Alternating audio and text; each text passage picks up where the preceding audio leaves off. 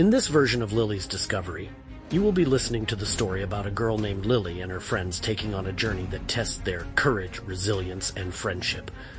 This book is written by Robert and Tasha Beuning, with inspiration from Lillian Beuning.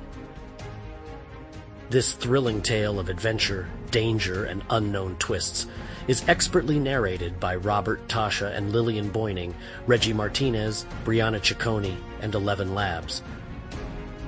To fully captivate you in the story, there will be sound effects throughout the adventure, and we hope you enjoy it to the fullest.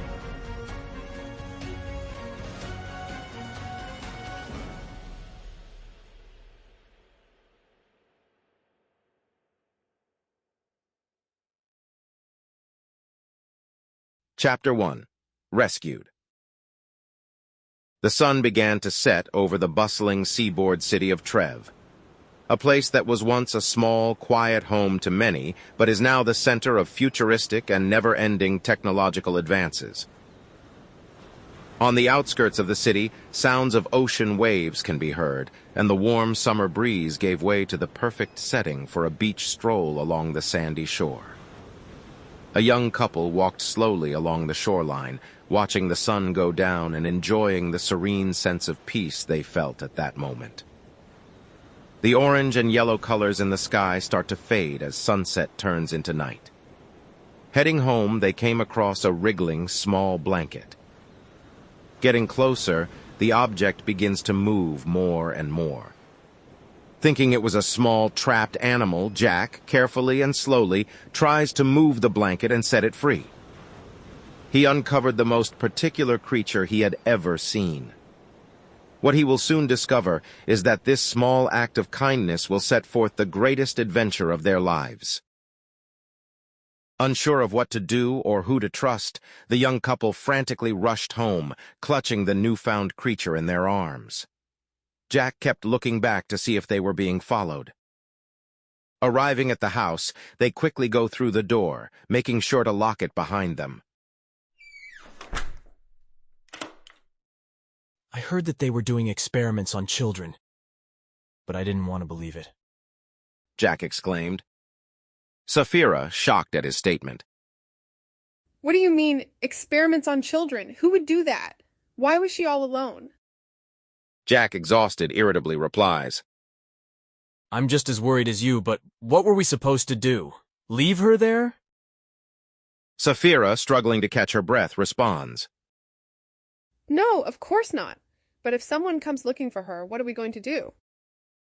I think that if we keep our ear to the ground and listen for anything about... Jack paused and takes a moment to look down at what he was holding.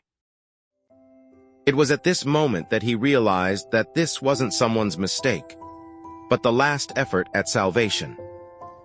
The blanket wrapped around this child was from a Nico laboratory. The beautiful child looked up at him with large brown eyes, beautiful blonde hair, and what could only be described as cat ears. As Jack and the child looked into each other's eyes, there was an instant connection. The kind of connection that only a father would feel with his newborn child. An instinct to protect and love her like the world itself depended on it. It was like nothing that he has ever felt before. He placed his finger in the middle of her hand, and she squeezed onto it. His heart immediately filled with warmth, and the world around him seemed to stand still, as if nothing else mattered, but that singular point in time.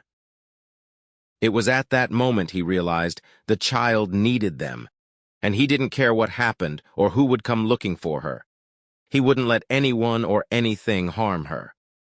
While the child's hand tightly clasped Jack's finger, her eyes began to change and have a soft pink glow. He suddenly felt like he was rushing through a tunnel, and his heart began to race. He started seeing images that he couldn't control, and nothing looked familiar. It was as though he was looking through someone else's eyes. His vision starts to blur and turn white as snow.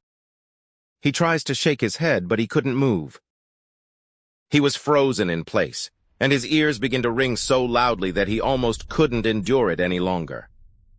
Slowly, his vision starts to clear, and his hearing returns. Sample complete. Ready to continue?